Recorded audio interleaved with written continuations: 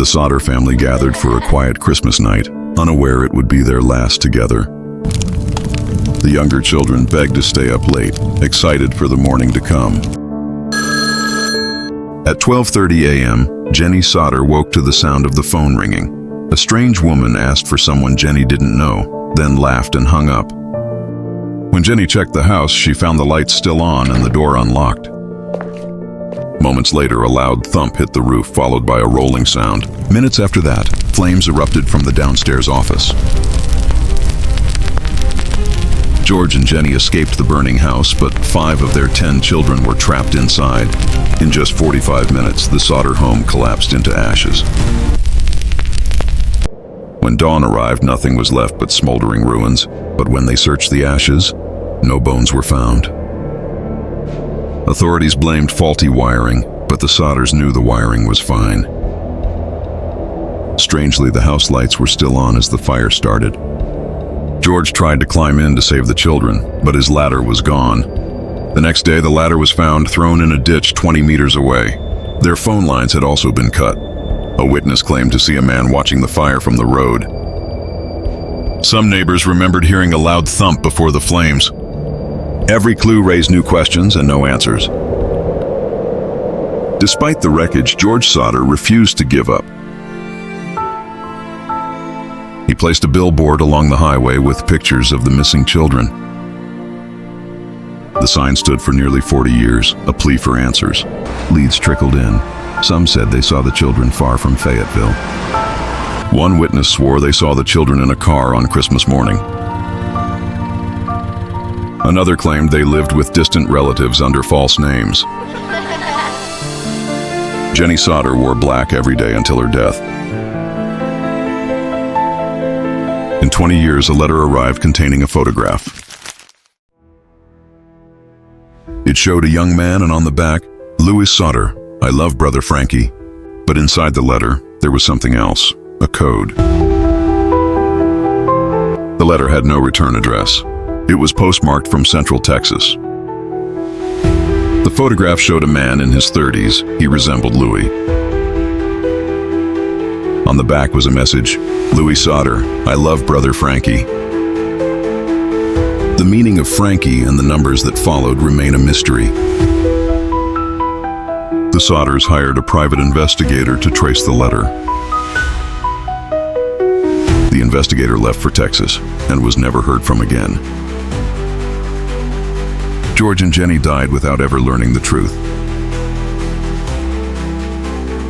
The Sodder children's disappearance became one of America's strangest unsolved cases.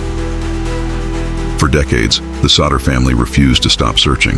But were they chasing ghosts or a truth someone wanted buried? Nearly 80 years later, the question remains, what really happened that Christmas night?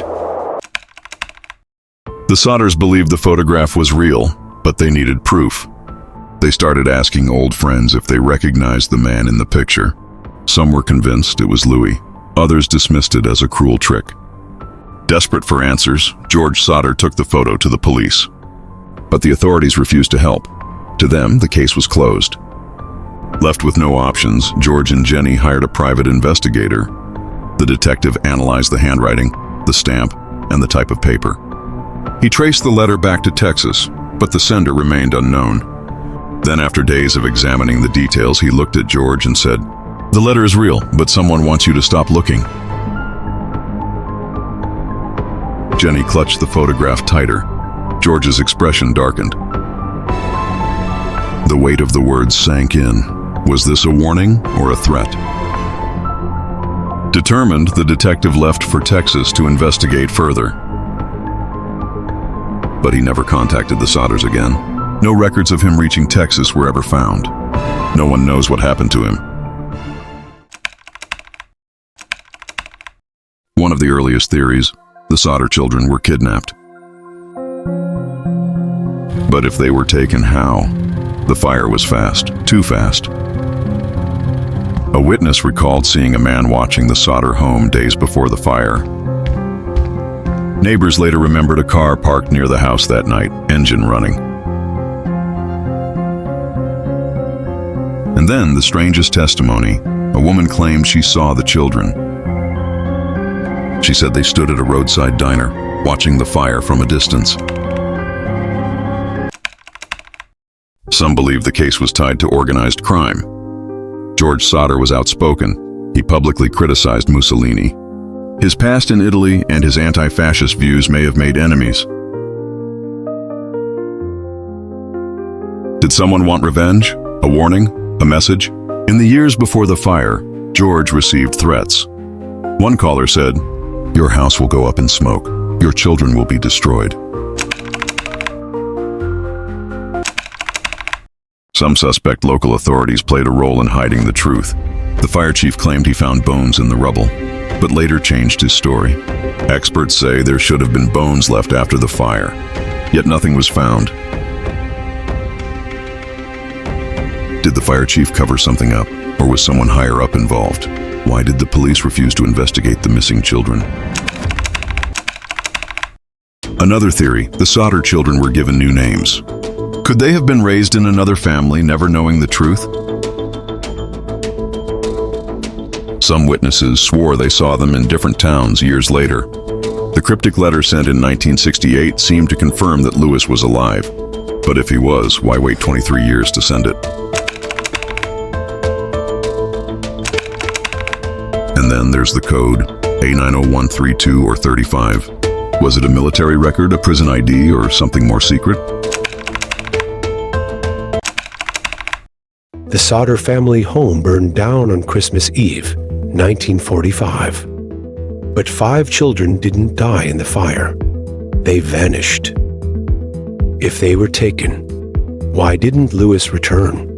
At 9 years old, he was old enough to remember everything. Lewis wasn't freed because he was too valuable.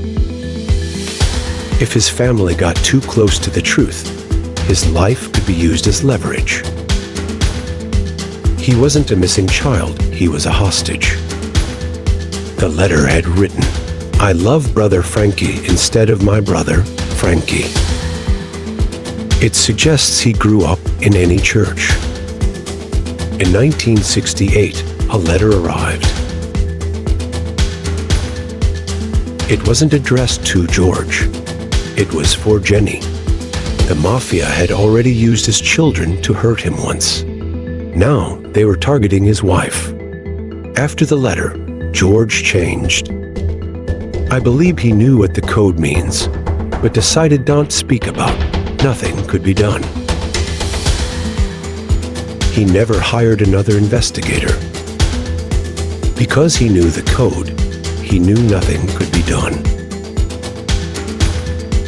And if Lewis was still alive, did he ever wonder if his family was still searching for him?